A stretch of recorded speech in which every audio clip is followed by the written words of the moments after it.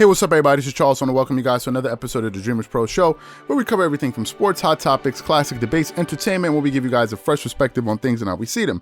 And in today's episode, the topic is he trying to sabotage the Clippers? So that's the topic I want to get into in today's video. But before we get into that, I want you guys to please make sure you go ahead and hit the like button, hit the subscribe button, and hit the notification bell to be notified whenever we drop our content. Also, guys, we want to let you know that our Dreamerspro Max premium platform is available. We have it in the link below. It's going to be one of the fastest growing online sports communities, independent sports communities.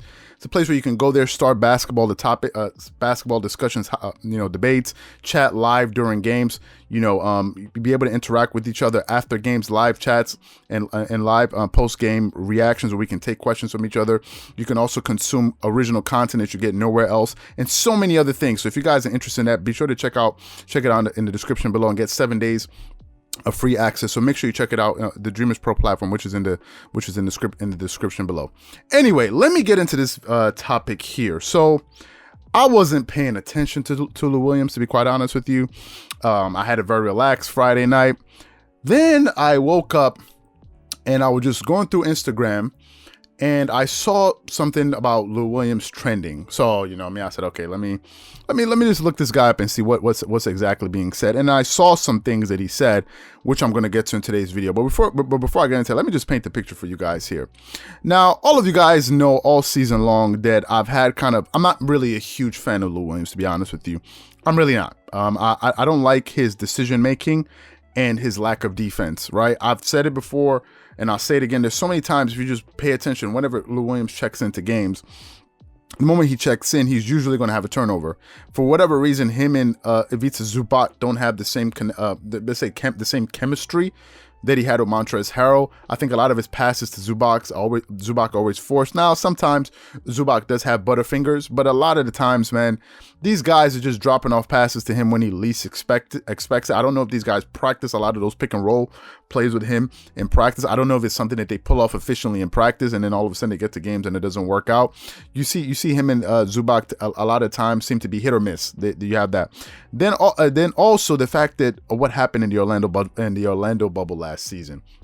Y'all remember it, right? The NBA was trying to basically save its league or save its season, so to speak. They had this unique scenario where they had these bubble games. They were going to finish off their season. Up until that point, I think they had played 62 games in a regular season, and they were trying to get to 70 games to make sure that they will fulfill their obligations, so their TV deals, local TV deals, could kick in. Then they went to the NBA, the Orlando bubble. The Clippers, of course, had issues, which was nothing new, something that they had all season long. And then Lou Williams was there originally. Then he had to leave to attend a funeral for one of his friends or something like this. Then next thing you know, there's a story about him being spotted in, was it Magic City? I think it's a strip club. Yeah, I think it's a strip club. And he said he was there to get, he was there because he wanted some lemon pepper hot wings. And I was just like, what? Like, how is this story even happening? So he ended up, I don't know if he ended up being fined, but when he came back, he had to go into quarantine, which caused him to miss games that they needed. He missed some of those eight games that they had in the bubble. And I'm just like, this is not what the team needed. And at that point, it should have been a red flag to show that, listen, maybe this team has some chemistry issues, because there's no way something like this can happen given the type of circumstance that that the team is under in that moment. You're in a bubble to try to win a title, and these are the type of stories that you're having come out about you. To me, I just ever since that happened, I just couldn't get over that. Literally, I couldn't, and some people also as well couldn't get over it as well. I just couldn't believe that was actually a story. Then to add insult to injury, when he did come back into the bubble, guys, we got to put things in perspective. That year, during the regular season, okay, Lou Williams was averaging 18 points per game. He was shooting 42% from the field, 35% from the three, 86% from the free throw line, getting you 3.1 rebounds and 5.6 assists, okay? Those were his regular season stats.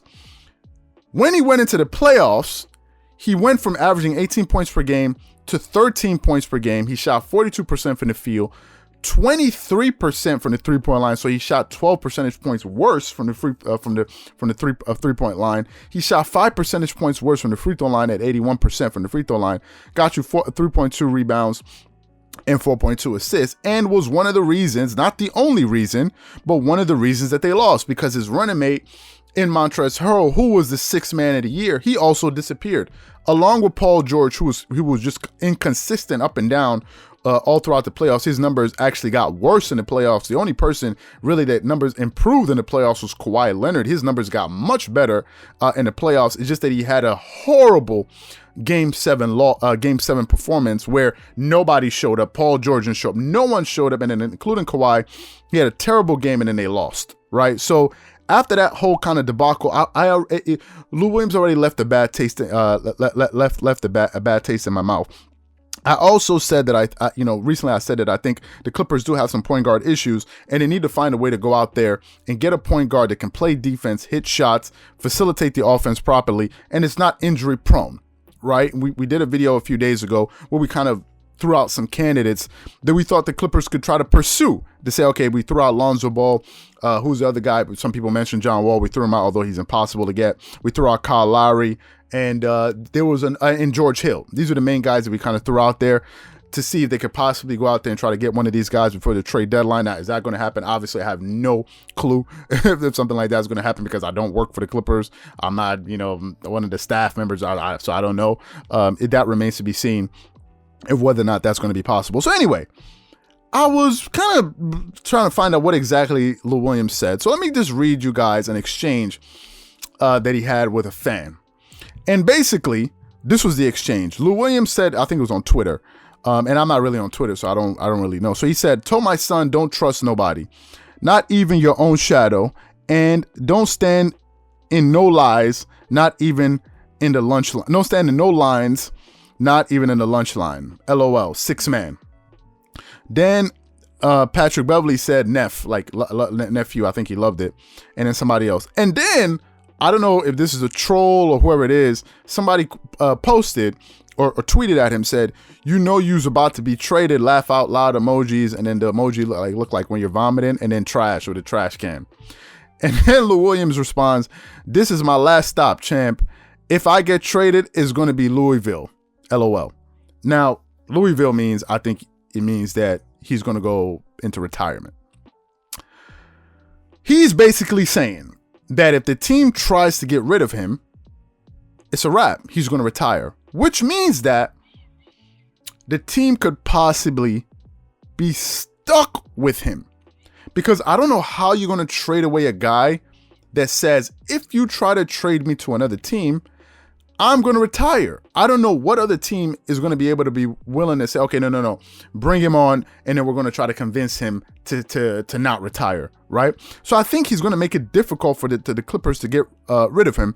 And to that point, I really don't understand what the motivation is. Is it that maybe he likes to play in LA? Maybe he likes living in LA? Now, guys, listen, I've been to LA one time, right? I went there a number of years ago. I'd never been there before, right? Being from the East Coast, growing up in the East Coast, growing up in New York, you're only kind of, about LA through movies and music, right? So there was kind of like this intrigue to LA. So when I went there, for me, it was like, I remember we were on the highway, and we were on the highway coming from the airport, and I saw some neighborhoods. I don't know if it was Watts or something like that. And I looked like over the highway, and I'm like, yo, that's Watts. That's the place I heard about, like, and all the raps. And I'm like, I'm not going there because hell no, I ain't trying to get robbed or nothing like that.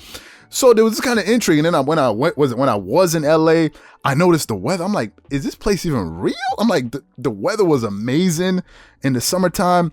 And then you're listening to people talk. Like, LA, they got this accent where they use their R's a lot. Like the R's are stronger, like right here, over there. Like they stress their R's. So I was like, yo, this is how these dudes really talk. Like, this is how they sound in the music. This is what you hear about them in the. So to me, it was like an experience. And I know Lou Williams is not from LA. And I know that if you live in a place like LA and you're a millionaire making a decent amount of money, or making a decent amount of money, I think you're going to enjoy yourself. Like I went, was it Universal Studios? I think y'all got Universal Studios out there. I went there with my family, and I was like looking over the landscape. Saw Carmelo Anthony that day. Carmelo Anthony was there with his family, and I'm like, yo, this place is place is dope. Everywhere you go, you saw at that time, they had Panameras all over the place. So I don't know if maybe it's that kind of environment that Lil Williams is just like, ain't no way in hell I'm leaving this. Because to be honest with you, if you've lived in a place like that for years, it's going to be pretty hard to just go to another city. Like, imagine if he gets traded to the Cavs. No disrespect to the Cavs, but, you know, you can't really compare Ohio and California. No disrespect, but we're just keeping it real. If you want to go on vacation and you have to choose, let's say you lived in, I don't know, let's say you live in Miami or you live in Tennessee or you live in, I don't know, one of these places. You know, as an American, you know, there are only a few places you really want to go to in the States for vacation, where you got New York, you have maybe Virginia, you got Florida, Orlando, Miami, you got Vegas, and you got LA. Where else you got? Houston? But so these are the main places. So maybe that's what's at play there. Maybe that's something there. But if it's true that in fact that he's going to retire if the team tries to trade him, then I don't know what to say. And Clipper fans, y'all gonna have to let me know, because I don't know what to say in a circumstance like this, where the guy says, if you try to trade me, I'm going back to Louisville. Then I think he possibly could be handicapping the Clippers. Now, obviously, I'm looking at this from a vantage point from outside. I don't know what's, outside, meaning I'm not there, so I don't know what's, really going on. But to me, I think the Clippers are basically stuck with him, according to these comments and according to the exchange that he had with this guy on Twitter. So what I want to know from you guys is, what do you think about the comments about what Lil Williams, or the exchange that he had with the guy on Twitter?